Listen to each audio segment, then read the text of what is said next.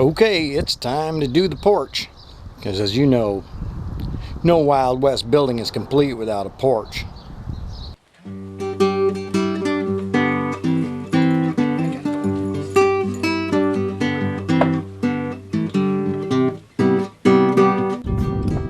Last time when I was building the facade, I put these two 2x4s up here, this one here and this one over here. And as you can see, I lag bolted them right into the framework so that they're not going anywhere. They're tight, and we can hook the porch to it without worrying about it falling down. Another issue we're having, or would have, you can see that this surface up here is not smooth, it's not flat. You know, you got dents in here and that sticks out farther because it's lap.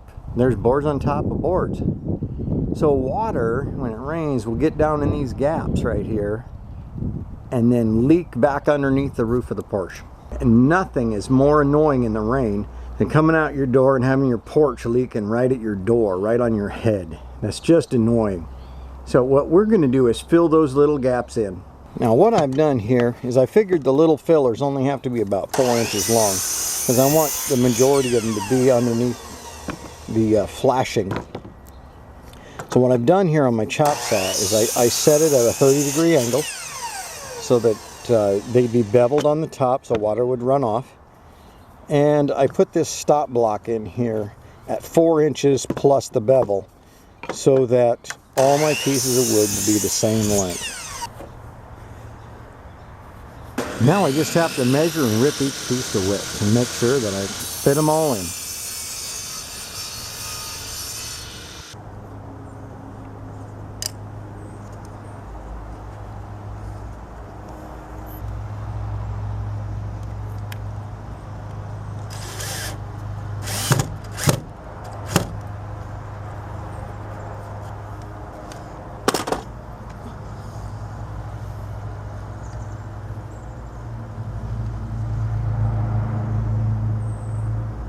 Now, after making sure the door was clear, I'm going to have to put these 2x4s up here. On the end that hooks to the building, I cut a 10-degree angle. I'll get those up there, and then I'll figure out where I have to cut it for the header across the front. That ought to work. Now, for the header of the porch, I've decided to use some logs, because I have a few left over from another project I had. I built a shelter over my swing, and I got a few logs left, so I'm going to use this one for the header, and as you can see, it's got a bow in it.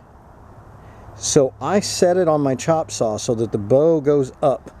That's the strongest point of a log, is when it bows up, because then it tries to, you know, it has to come to straight before it goes sway back. So that's the reason I'm doing that. And besides, I think it looks better. So I'm going to take my Sawzall and I'm going to carve the ends here to accept the purlins that go up to the outhouse. And then I'm going to take the Sawzall and knock the knots off the top so the roof will work good on it. So I just have to groom it to fit. I've already cut it to length. It's not going anywhere as far as length. It's 8 foot 2 inches, just like the width of the roof. Now that I've clamped this thing in position, I can use a level on it and get both ends exactly the same, because this isn't like dimensional lumber. You can't just go off the square of the board. You've got to actually work with the level, what earth level is with the log, and get it the same on each end.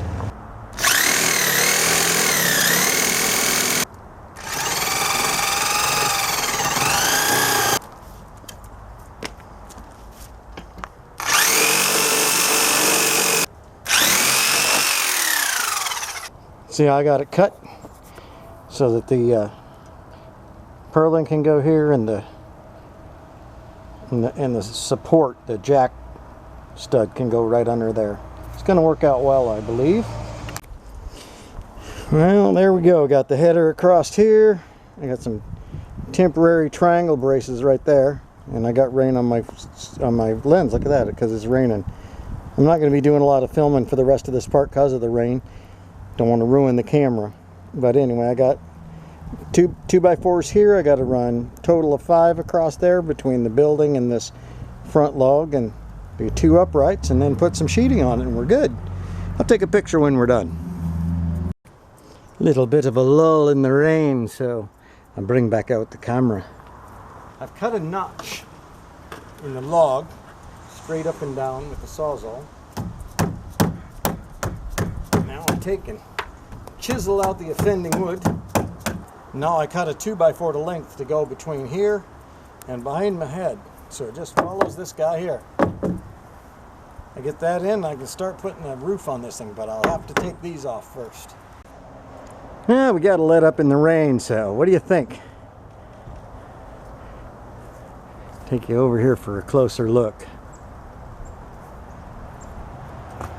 You can see I got tin roof on this bad boy. And you can see underneath here,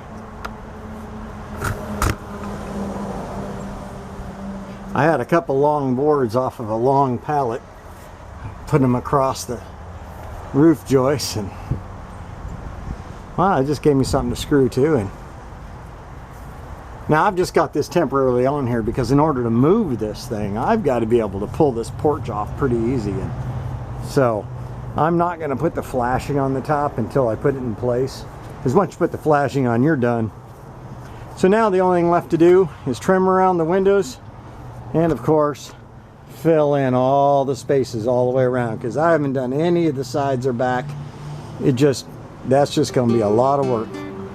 And I got to put hinges on these windows, trim them out, finish trimming out the door. Lots of odds and ends, and then we can start working on the inside.